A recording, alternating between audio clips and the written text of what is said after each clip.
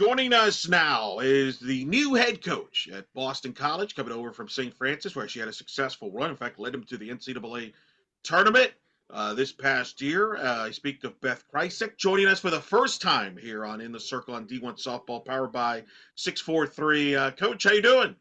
I'm doing great, Eric. How's your day going?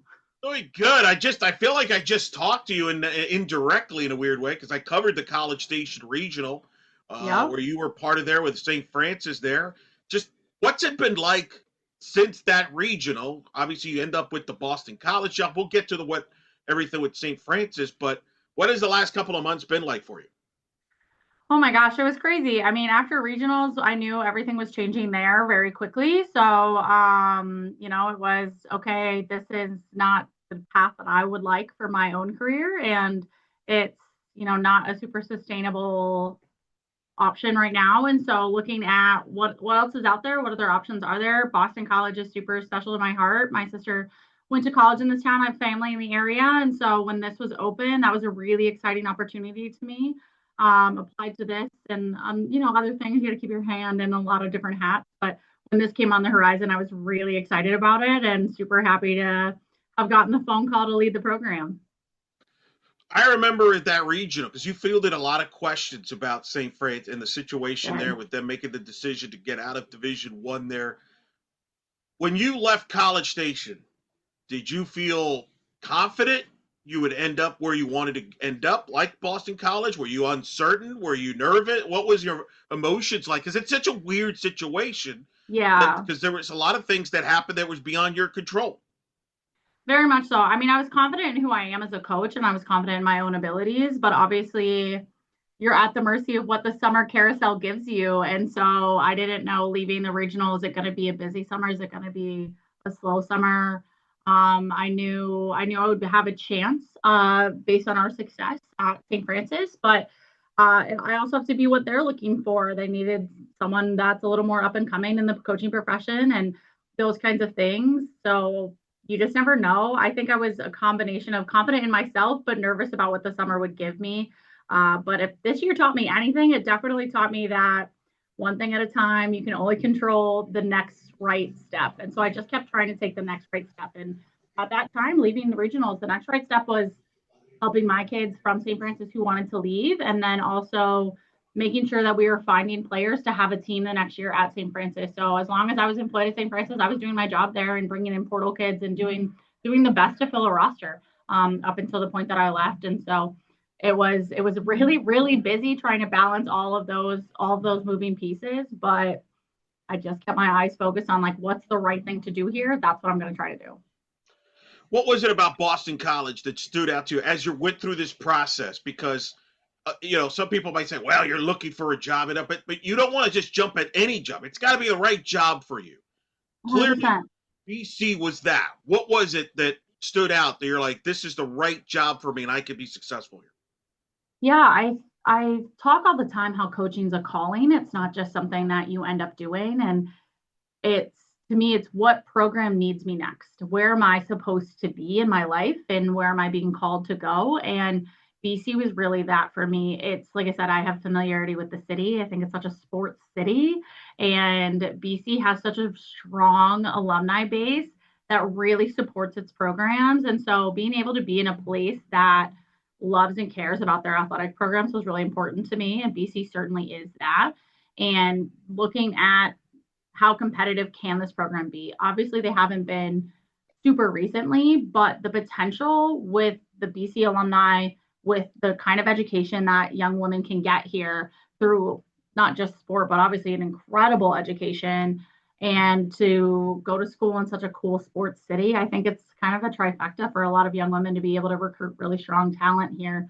And so that's kind of the plan. We want to go in and we want to find the right people. And I think it also fits a lot of who I am as a coach. I love high academics and my younger sister played in the Ivy League. And so I kind of joke all the time that I grew up in a house with a high academic. And so I know how to speak that language. I had to learn it young. And I love coaching a high academic athlete. So that also really spoke to what a good fit for me was going to be.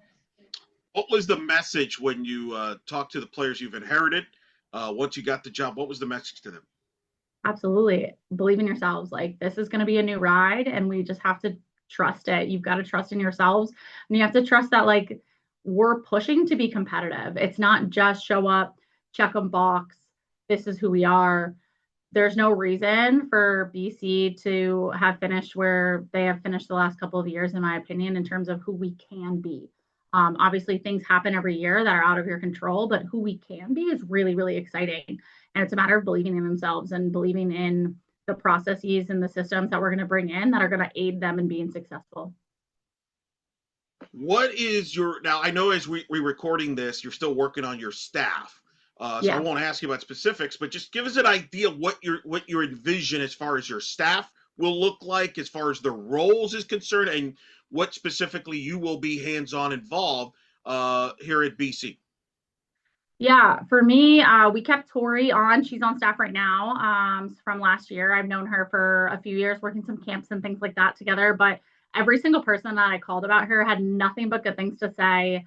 She is a Boston girl till she dies, which I think is super, super valuable to have on staff as someone who is that passionate about BC, because that's the kind of players that I want that have that level of passion. And so she's been great. One of the other staff members that we're planning on adding is going to give us a little bit of some Power Four experience in the mix, as well as they're really, really good with technology.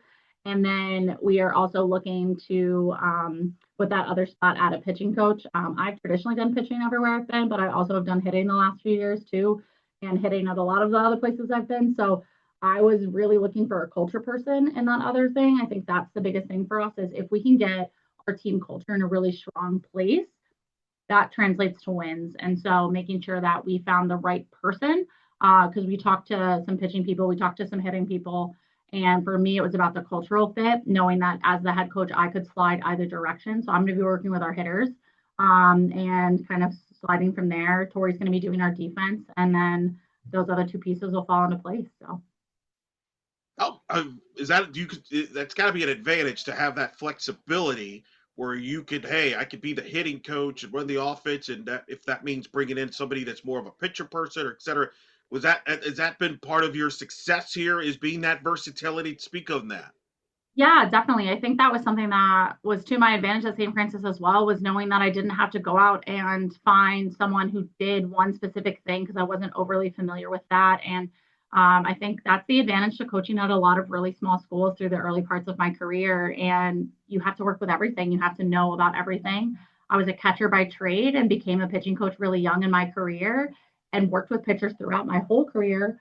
But I'm really comfortable on the other side of the ball too. And I've also done hitting for 8, 10 years at this point, I think.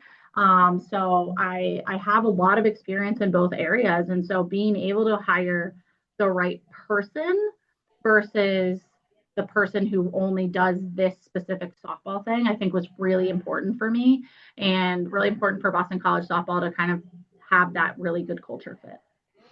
I've talked to many coaches that coach hitting, but come from pitching experience, Mm-hmm. either coaching it or even literally being a pitcher, and they feel like Yeah.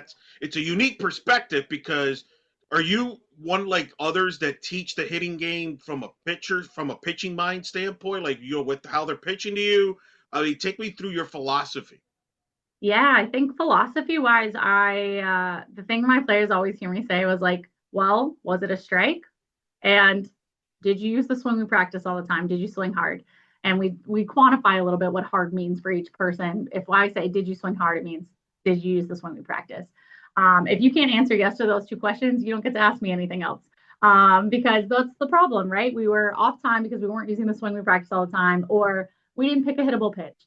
And so we talk a lot about those things. Like our approach needs to be, our swing needs to be really consistent for us and what our success levels are, and then it needs to be built to who we are as players and what we're successful at and what our vision fits. And then what's a hittable pitch for you? For example, if someone's really good at hitting the drop ball, I'm going to probably let them expand the zone just a little bit more down than I would let somebody else in terms of a hittable pitch for them. So we really talk a lot about how to be aggressive early and smart aggressive. And what does that mean hitter by hitter? And then I love to coach. I was a health and exercise science major in college. I love biomechanics and some of those kinds of things. And so I love to coach hitters from that perspective of how does your body specifically generate the most power for you, or slappers generate the most control for you, things like that. So we really talk through how are we getting you to be the most effective hitter that you can be and be really confident because you know it's built for you. So we talk a lot about confidence too. But I think if they are swinging in a way that maximizes who they are in their body types and the way their body moves, then they're able to have a lot bigger hittable pitch zone, and they're able to be a lot more aggressive. Because from a pitcher's perspective, we're trying to throw strikes early, right? So as a hitter, you want to hit the earlier pitches. They're gonna be better to hit. And so I think that's like in general a little bit of how I coach hitting. But I'm really big on coaching the hitters to who they are. It's not a big cookie cutter swing. This is what works. This is what doesn't. There's certain mechanics I think are required, but it's not how you get there can be a little more individualized. Talk a little bit about you and your upbringing. What got you into playing softball? Oh, my dad. My dad definitely is why we played softball. We were a big sports family. He put us. I have a little sister who played softball as well, but he really put us in everything young. For me, it was either going to be softball or swimming. I love swimming too. I was a little fish, and we. I grew up in Maryland until I was 12, and then when we moved to Texas, Texas sports are a little bit different, and you can't really play everything. You have to kind of pick what you're going to do, and I love the team aspect of softball so much. And so softball is kind of where I landed. And I just genuinely loved it. From the time that I was 12, I got to go to the College World Series. And I told my dad that I was going to coach on that field one day. And he looked at me and he goes, "You don't want to play on it?" And I was like, "I don't know if I'm that good, Dad. Like, I think I just want to coach on it."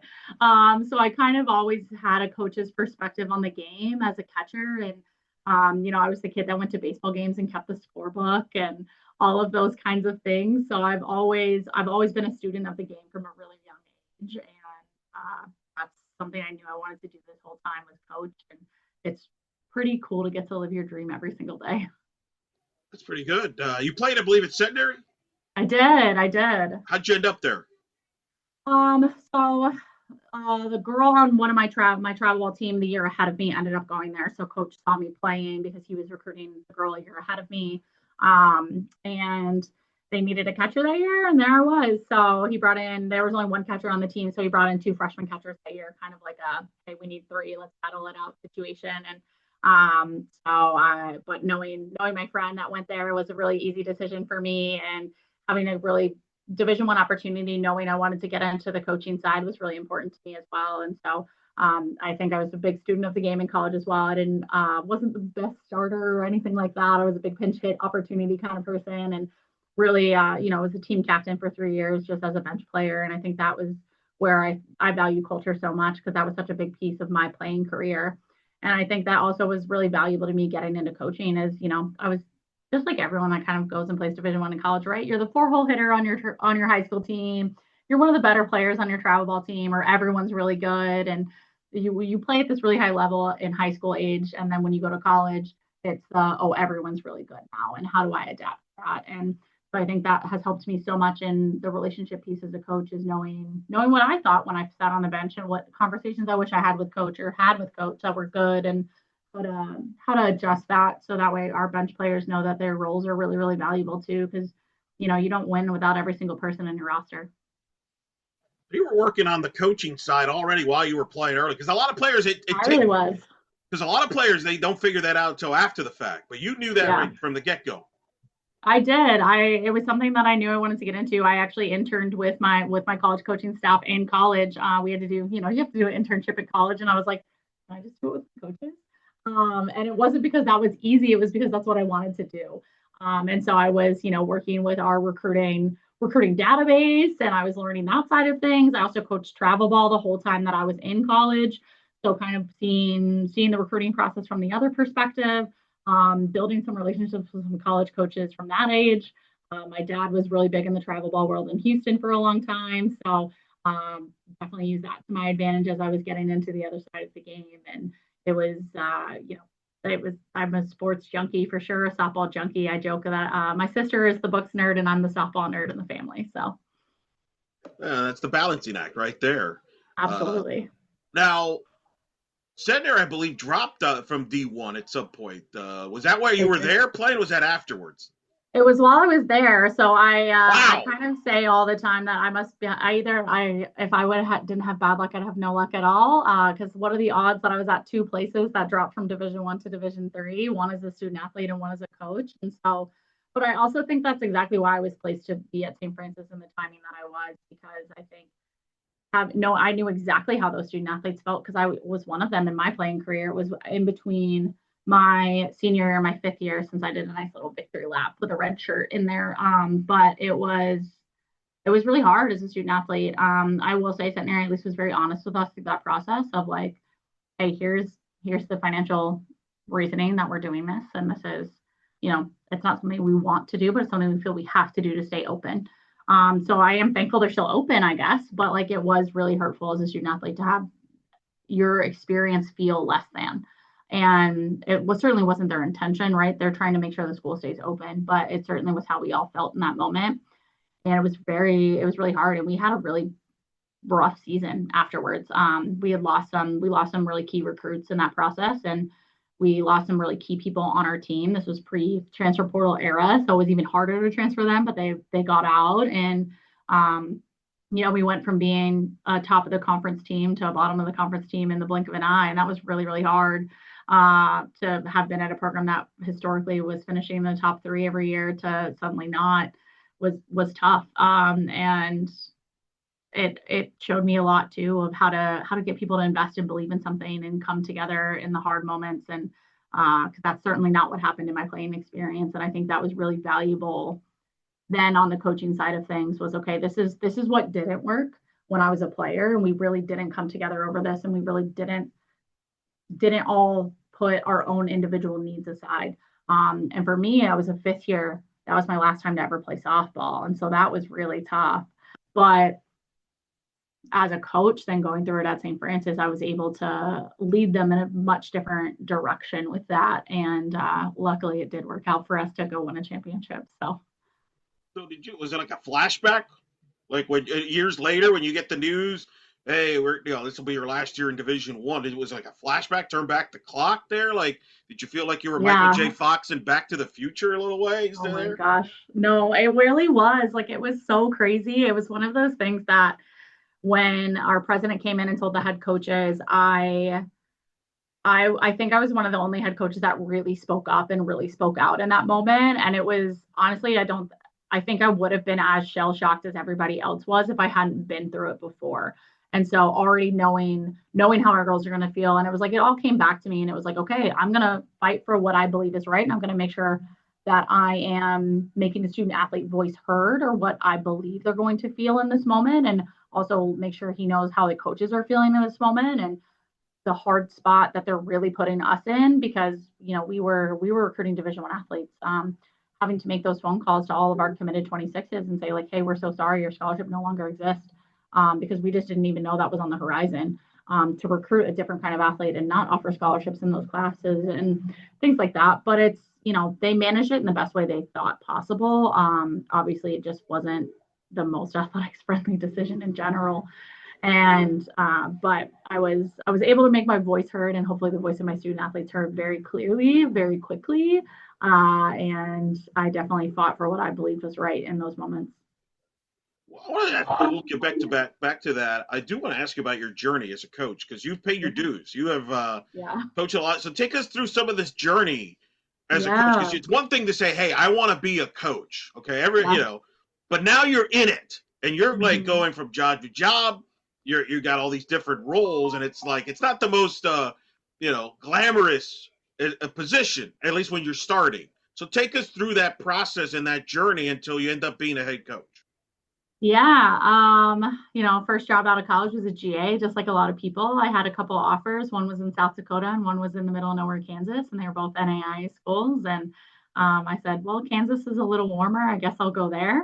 And It was a great experience. I had a really incredible boss that let us do and learn a lot of the side of things that you don't know as a player. He really was very good at the administrative side of coaching, and he taught us so much, being, 1 year out, 2 years out of college, of kind of what behind the scenes coaching really looks like, because that's the piece as a player I think that you're not as familiar with.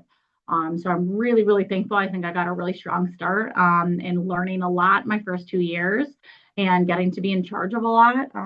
So I got to be a recruiting coordinator at a really young age, which was really fun since that was the piece I was familiar with coming from the travel ball world. And it was a really good start. Moved to Kansas sight unseen and said, I want to do this. Let's do it. Hopped in both feet. It's rare that I'm going to not do something full force. So was there for 2 years. Took a small stint in Iowa to Division 3, and kind of just figured out that it wasn't the right fit, which just happens. And then Prairie A&M. So was there. Love Coach Bland. He was great, a mentor again. Super excited to get that Division 1 experience on my resume. I knew that's kind of the level that I was in love with, and it was really fun to help them go make a pretty good run at tournament that year, which was really fun. And unfortunately it wasn't full time, as so many coaching gigs aren't. And so University of Dallas came into the picture and known another coach there, and became a head coach at a really, really young age. And it was definitely trial by fire. I didn't know what I didn't know. And, it was also a staff of one. So I was running a whole Division 3 softball program completely by myself. And, was also in charge of doing all of our field maintenance on the infield and edging. And I learned a lot about things that I didn't know I ever needed to know. But it was a really good experience for 5 years. Was able to take a program from the bottom of the conference to the top 3 and get people to believe in something, which I think is kind of the caveat of what I hope to bring everywhere. Is if I can get people to believe in something, then I think you can do a whole lot with that.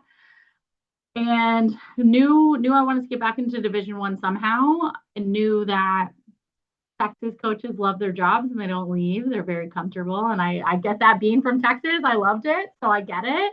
And so I needed to kind of get to a part of the country where there was just a lot more schools and a lot more opportunity. And so my really good friend is the head coach at Carnegie Mellon. She's like, come work with me for a year, maybe two. We'll get you in the Northeast. We'll get you a lot of connections up here. Let's see what that does. And it did exactly what I hoped it would. And I was able to then move from an assistant coach at Carnegie Mellon to the assistant coach at Columbia. Was at Columbia for 4 years and had a really great experience. It was definitely tough in those first couple, being COVID, especially COVID in New York City, and in the Ivy League, who canceled first. And kind of back to the, if I didn't have bad luck, I wouldn't have any luck at all. I was in the epicenter of everything, right? Um, but it was a great experience getting back into the Division 1 world, and truthfully just affirmed that, like, I do love the high academic kid. I do love the Division 1 world, and I do love that level of competitive softball. And so uh, after 4 years there, I felt ready to be a head coach again, and St. Francis opportunity opened up, and I jumped at it. um, 2 championships in 2 years isn't too bad with two really, really different teams. One was really senior heavy, and then the other one was super, super young. And so it was fun to, as a coach, like, learn how to motivate two very different types of people. And now I'm here, which I'm really excited about.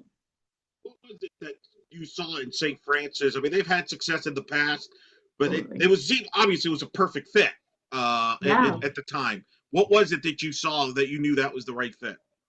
I think it's the same thing that I said about Boston College to an extent, that they supported them enough to win in the conference, right? Like, that's, I think, really important, is like, are we able to compete at the level that we're asked to compete at? And so that's what I saw in St. Francis. Was I knew for my first head coaching job in Division 1, I wanted it to be somewhere that I could compete and could win. So that was really important to me. So obviously with St. Francis historic success, that was very obviously available there. And so I was going to have two of the best pitchers in program history year 1, and then it was going to be up to me to prove it after that. And it was really cool to come into a senior heavy team. It kind of gives you a year to get your feet settled a little bit. They already know, hey, this is how we win. This is what we do. That culture is there. And so I think that was a really good fit for my first head coaching job. And then to be able to, continue the culture in a really different way with a young team was really fun. Kind of, put your own stamp on a program pretty quickly is also a cool aspect of having the seniors all graduate early on. But we're able to get those senior heavy team to buy in, which is not easy. Like sometimes Yeah. they're all set in their ways. how was that adapting to a veteran team and knowing on the one hand they're used to doing certain things a certain way that they're maybe comfortable with, but on the other hand there's things you think you could do as well to make it better. So there was that meeting in the middle type of deal, but they were able to, you got them to buy it. How are you able to get them to buy it? Because that's a big part of coaching. That's going to be a key part now as you're here at Boston College. Definitely. I think for me, there's a reason to every single thing that I do, and you're going to know it. You're going to know why our practices are set up the way they are. You're going to know why we're doing this drill. You're going to know why we are practicing at the time that we're practicing at. Like everything has a reason. I'm never doing something just because I think it works. It's because this is why it's going to work. And so sharing that with the players, sharing like, hey, this is our schedule's a little long because I want you fatigued now because you are going to be tired in April and May. And if we're going to win in April and May, when those wins really matter, you have to know that level of fatigue now. So those kinds of things and talking them through some of that. And I think the senior heavy team, it also was really valuable because they lost a conference tournament the year before. And so they were really, really hungry and they knew they fell apart at the end of the year before. So getting them to buy in of like, hey, you don't want to do that again because you're the most talented team and believing that. I think it's also every single thing I say, I believe with my whole chest. And so making sure that they understand this is the level of belief that I have in you.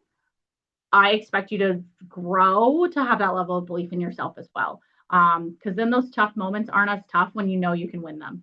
And so growing that belief to just with that consistency as a coach of I believe in you this level no matter what, and treating everyone with that level too of like this is the expectations, these are the standards. You all have to meet them. I don't care if you're the best player or the worst player. The standards are the same and getting them to the standards of effort, of behavior, of all of that was really, really important. And the seniors wanted to win. And they said, if this is how we're going to win, let's do it.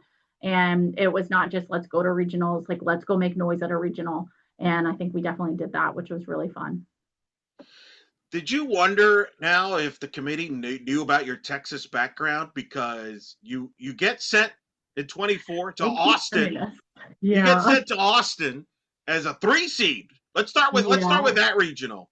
You get sent there as a 3 seed. What do you remember what went through your mind when you saw the team pop up right away because Texas was the number 1 overall seed there?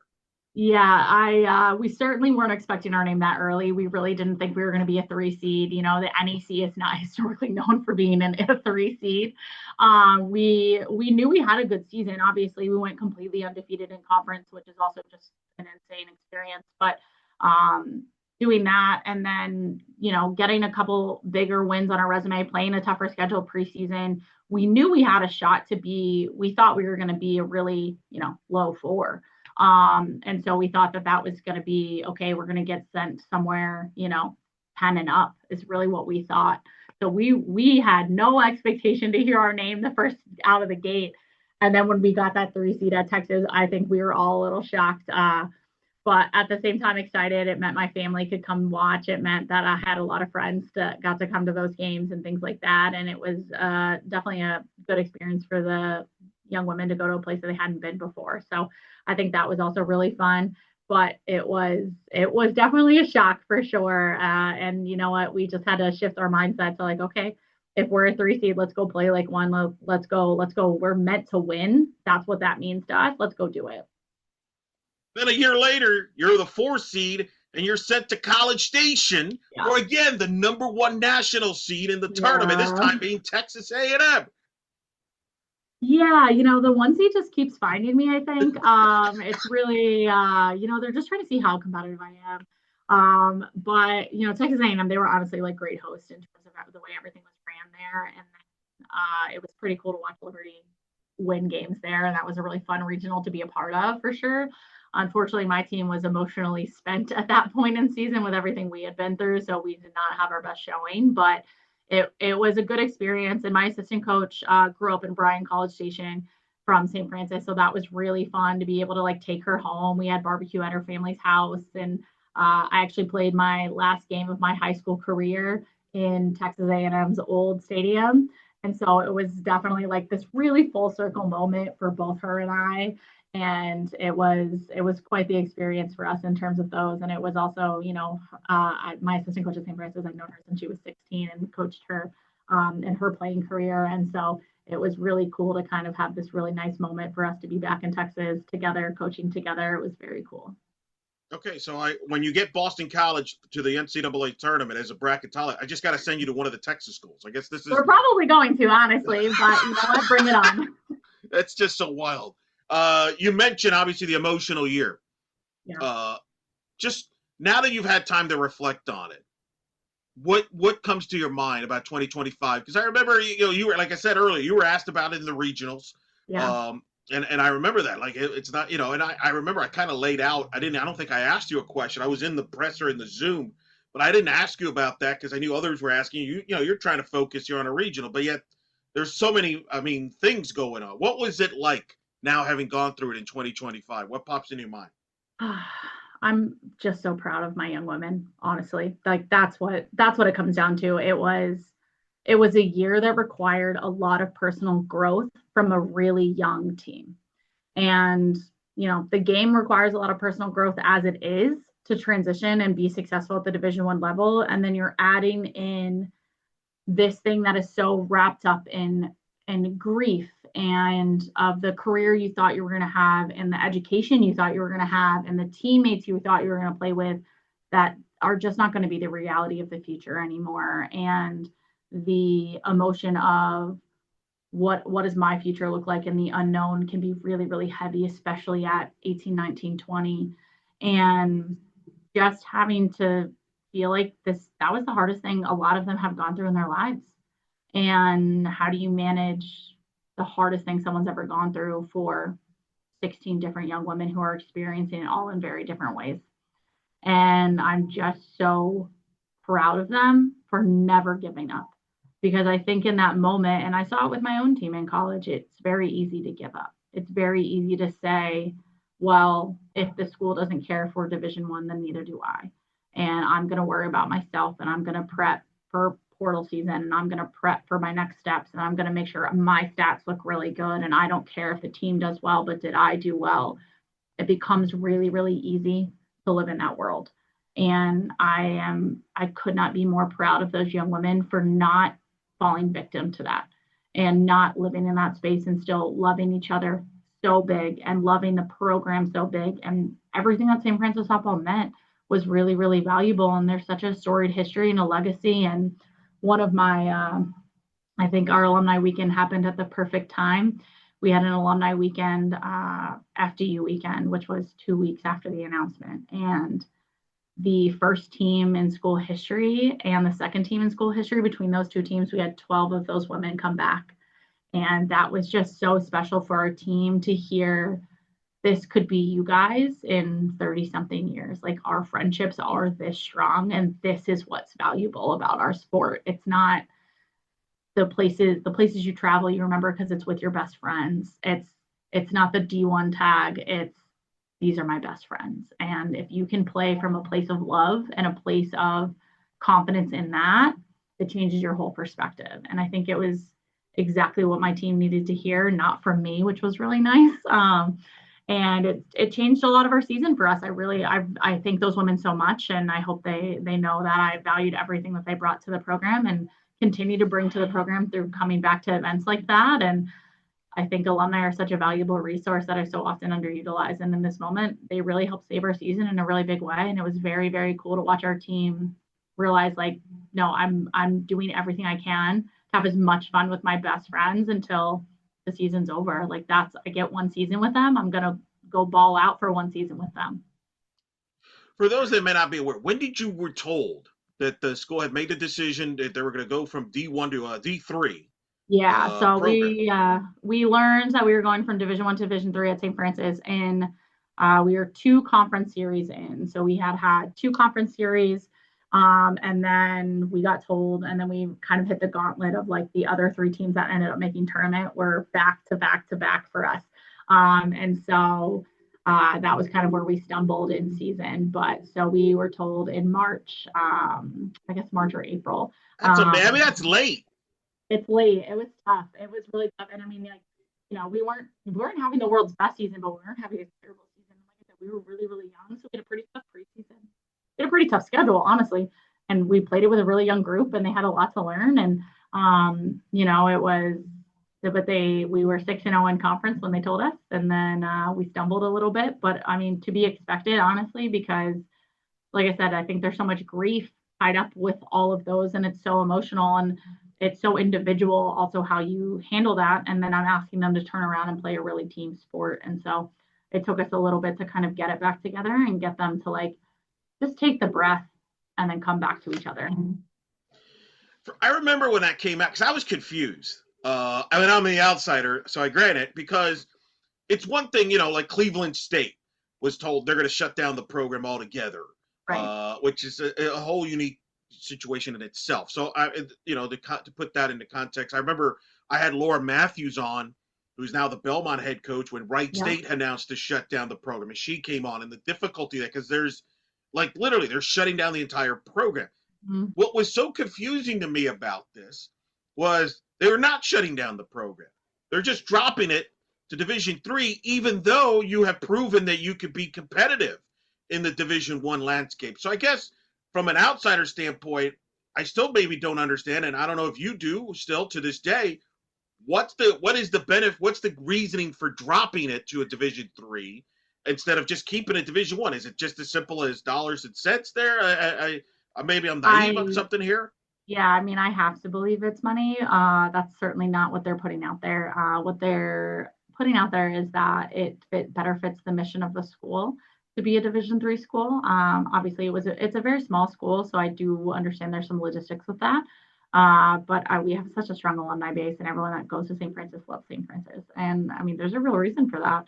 But I think, they're moving into a Division 3 conference. That's a lot of small Catholic schools. And so I think the president just felt that's going to better fit us. And they also said in the world of the portal and NIL, they're not keeping up. And so I think they just decided, before everything changes too much, we're just going to cut ties and move down. And obviously, I think whether they openly admit it or not, money's going to play a part in that. But like I said, with my own experience, I think if that's what you have to do to keep a school open and keep a school functioning, it's better to have a school than not. And so obviously, I wish the communication around all of it was handled very differently. But at the same time, like I'd rather St. Francis exist than not exist. Did they tell the players? Did you have to be the one to relay that to the players? Who had to tell the players? That was unfortunately kind of complicated. So we all found out in a head coaches meeting and then set up team meetings. So we were hoping we were going to be able the ones to tell our players. And they found out from an email about 10 minutes before all of our meetings. So that was pretty tough. But we were with our players very quickly after they found out. Every single coach was in their locker room with their teams, and we kind of all walked into some pretty upset, student athletes. But that was definitely an email. I think is a pretty tough way to find that news out instead of from your coach. But again, I think communication. They're being advised by people whose jobs are much harder than mine. So I understand there was some advisement there if that's the right way to do things, and I can disagree all I want, but at the end of the day, they knew they were loved by everyone that touches our program, and I think that was what they needed in that moment. I mean, it wasn't just me in that room and my coaching staff. It was all of our managers. It was our strength coaches, Right. our athlete trainer. It was my SWA. It was every single person that had any type of hands-on with our program was in the room with them saying like, we have you guys, like we have your back. Know that we're fighting for you in any way possible. Know that like we were going to help you in whatever the future looks like. How when the players found out? How long ago was when you were told? Was it a quick turnaround? Was it like did you have time to even digest it before you Uh, talked to your players? Not really. Wow. We found out at 10 a.m. and I met with the team at 11:30. Oh my So, and goodness. so, I mean, and honestly, it was, that 10 a.m. meeting lasted until 11. And then Sure. technically we were supposed to be in this all staff meeting at 11, but all the head coaches already knew. And I just texted my assistants and I said, we're not going to the all staff meeting. Yeah. This is what's going on. Go to the locker room. So it was, telling compliance, like, hey, our kids are not going to be in class right now. And they're like, of course not. Like, absolutely do what you need to do. So, getting all of that arranged as quickly as we could to make sure we could have that team meeting in the middle of the day. So now you're this is all going on while you're in the conference play. Yep. So how do you, on one hand, keep the players focused about, hey, you still got 2 months to go here. What a way to go out on top. But on the other hand, they're all probably rightfully so, like thinking, what am I going to do in my future here? Because, Yeah. for some of them, it's like they intended on coming here to play Division I softball. Some of them are there for academic reasons. So there's a lot of things going on here. How were you able to manage all of that? Because that is certainly unique. Now, as you mentioned, you've gone through this as a player, so I would imagine you leaned into that a lot, and that helped you get through this. Definitely. I mean, I definitely, I talked to some of my college teammates and like got other perspectives. I know how I felt. How did you feel in that moment? What was that like for you? I talked to my college coach. I talked to um Angie, who's at Seton Hall now. She went through it with Hartford. So I had some people in my back pocket that had also gone through it on the coaching side and was able to make some of those phone calls and what went well for you, what didn't go well, how did you manage this? And canceled practice that day, said we'll be up at the field if you guys just want to try to hit a softball as hard and as far as you can. Come on up. If not, no worries. Um, and take the day, figure it out. But like tomorrow we're gonna get our nose back to the grindstone and we've got a championship to go win. That goal does not change. And it took us a little bit to kind of figure out how to manage that because I think week one we went into Central Connecticut and we really just did not play very well that weekend and there was still a lot of grief involved and still a lot of emotions involved and uh, we kind of sat down as a coaching staff on our off day on Monday and we're like, okay, we have to do something different here. What we're doing in the last week it didn't work. We didn't flip a switch. We didn't get back where we needed to get. And we kind of sat all of our players down individually and said, like, look, we're going to help you with whatever your decision is going to be. And that doesn't have to happen now. The portal doesn't open until the end of the season. There's no reason to make a decision if you're going in or not. And if you have made that decision, that's also fine, but we're going to protect our softball spaces. We're not going to talk about the portal. We're not going to talk about transferring. We're not going to talk about next year. We're just going to focus on what our team is doing in every softball space. And that means our locker room, that means practice, that means the bus, that means hotels, flights, anything like that. But it also means your dorms. It means like all of you live with teammates. We're not having those conversations with our teammates. If you want to have a conversation about what your future plans are, you can come talk to the coaching staff because we want to help you with whatever those are. Or you can talk to your parents, you can talk to your travel coaches. You can talk to whoever else outside of our program, because we really want to make sure that we are protecting our peace within softball and that whenever we're speaking to each other, it's about St. Francis softball and winning a championship. I think that's kind of when things started to turn for us a little bit. We started to play a little better. It was still really inconsistent for us, but it was better. And they were kind of still growing through some of those pains. And then our alumni came in, and that was really a big switch for us. What was that week like in Brooklyn, the conference championship week?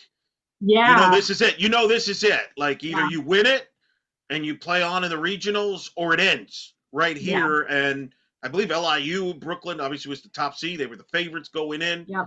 You have a young team. What was that like that week? Uh, it was giving it everything you got. It was like, guys, this is it. You're leaving every ounce of anything that you have on this field. Like, do not for 1 second look back and question what if. There cannot be any what ifs. We can't afford it.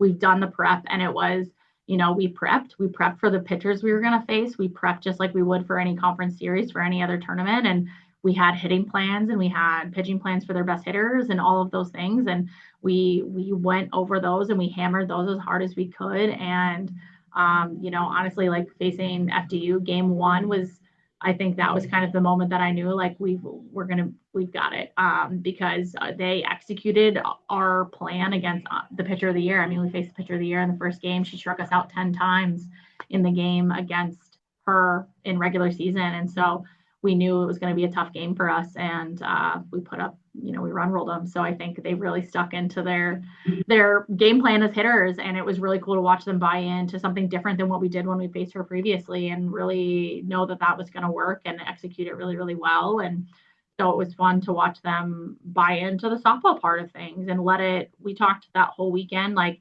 let the softball be the softball, because there are so many emotions that can get caught up in like this is it and it's so final. And especially in a season like this, it's not just losing seniors, it's the whole team's going to look different. The whole school's going to look different. But let softball be softball and let's go have fun this weekend and make the best memories you can possibly make. And they really bought into that. What was that emotions like when you got that victory and you got to hoist that trophy? Oh my gosh. I mean, this one was a lot harder than the first for sure. Every championship is hard. They're all different hard. And this one just was like, I can't believe we did it. And especially in going from honestly where we started off in the fall, where as a coaching staff, we were looking at each other and being like, if we win this year, it's gonna be a miracle, guys. Like we just had so much growth that needed to happen. And it wasn't that we didn't have talent. It wasn't that we didn't have good people. It was just there was a lot of growth that needed to happen for a championship to be won. And to see them complete that growth almost was just like, oh my gosh. And it was just this wave of relief of, oh my gosh, I'm so happy for them because it's getting to go out on top like that, I think is something that they're going to remember for the rest of their lives. And I was just so happy for how hard they worked to get there to pay off in that big moment. When it all ended in College Station, and that was a stats reach.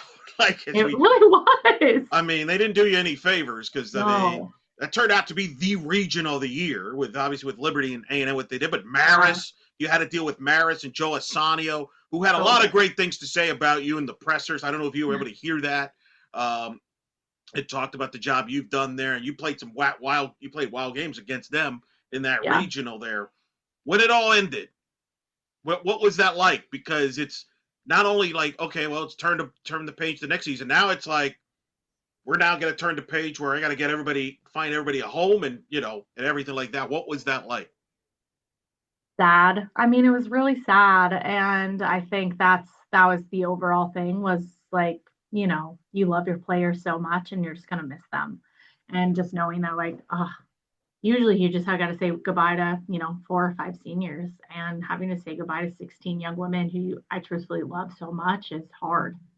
And it was hard. It was sad. And knowing like, okay, it's time to do what I promised and make sure that you guys all end up in a space that you're still happy. And like that's my biggest thing with all of them, whether that be staying at St. Francis or going somewhere else. I just want them to be happy.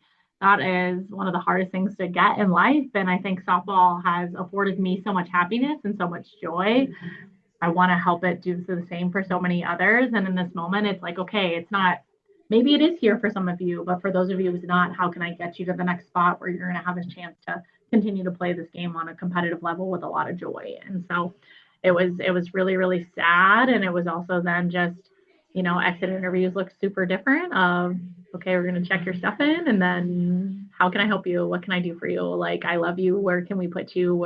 Who can I call? What does that look like? Because like I said, I think we had a really special group of 16 amazing young women. And so I want nothing but the best for them in life to be able to go on and be successful wherever they decide is right for them. And so helping them find those spaces was just kind of the next important thing, as well as make sure there was a team because some of, I think there's 6 that are staying at St. Francis. And so making sure that those 6 have a team around them and have a chance to still compete in this last year Division 1 and have a roster that is healthy enough to play is really, really important. So it was both sides of that, helping my team who wanted to leave find homes, as well as helping the girls who wanted to stay make sure they had a team around them. How was that process, and what can you tell us now? Has everybody kind of been taken care of as we talk?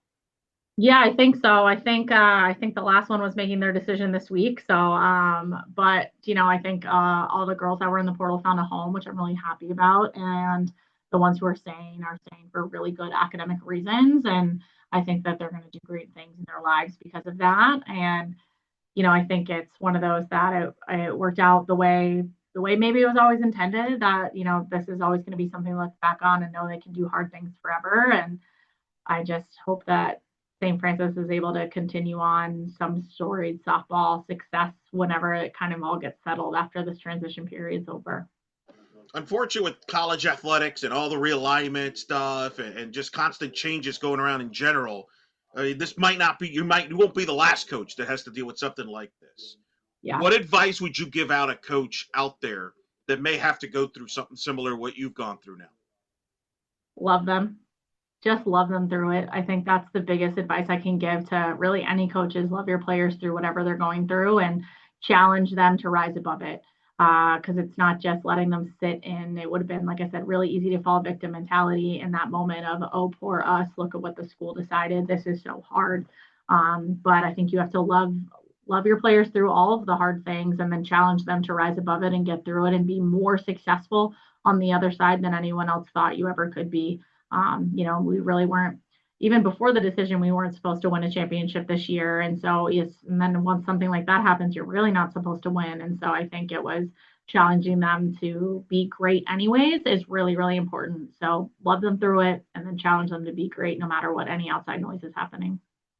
In a lot of ways, this sets you up well in Boston College, right? Because you're going to hear about you're in the second best conference in the sport in college Yep. softball. You're a Northeast program. Can you compete? There's always skeptics out there, and I'm thinking to myself, you've gone through it all. Like this is like nothing compared to everything you've gone through your journey here, right? 100%. I love being an underdog. I think I've been one my whole career. So I even think I was one. I joke all the time. I was one in my own household. Like I said, my sister went Ivy League. She was the athlete of the family. I just loved sports more.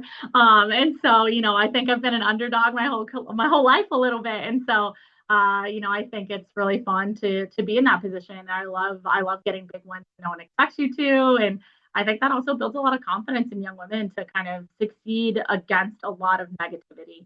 And so, we're, like you said, we're in the second best softball conference there is. Like, there's not a more fun challenge out there than to take a program that needs to go compete a little bit better. And I think is perfectly capable of that. So I'm so, so excited to be here. And I'm so excited to kind of, write a new underdog story and come out. And like I said, I don't think Boston College is your traditional underdog school, right? But for softball right now, we are. And so let's take everything the school gifts us and turn that into some success. What's the key to building a successful a program in the Northeast? We got to win the Northeast battle. I think for the past few years, you've really seen a lot of Northeast kids going south for school. And we're still going to lose some of those battles, obviously, because I'm being from the South, I get it. But, I think we've got to go get some of those Northeast kids who grew up coming to Boston College camps to stay here and come to Boston College and help us win. I think that's the pride of Boston College is we've got to win the people who really love Boston College for who we are and the education that we offer and just this incredible experience here on campus. Campus is absolutely a storied, historic campus, and it's so gorgeous. And it's finding the kid who can play ACC softball, but also really just loves Boston College. And so they exist and they're out there. It's just fine doing the work to find them. Well, one of the advantages you're going to have, I'm sure, is the exposure that comes with playing in the ACC. You're going to have games on ACC Network, so people will be able to watch your games and things like that. That's going to be a big plus that you haven't had before, which is going to be an added boost. Absolutely. I mean, you know what? I don't have to sit here and explain who we are anymore when people are asking where I coach. So that's always fun. But Boston College's network is so big and it's so vast and it's so valuable. And I think using that, we've got a really big alumni base all over the nation. And so, yeah, I want to win the Northeast battle, but I also want to win our alumni base battle. If there's a BC alum out there that's going to go play Power Four softball and their kids now playing, I want them here. So I think it's also, putting that out into the world of like, hey, all BC's alums, if your kid's really good at softball, send them our way. But I think that's it. This is such a big legacy that we're looking to tap into from the general school and then build our own on the softball side.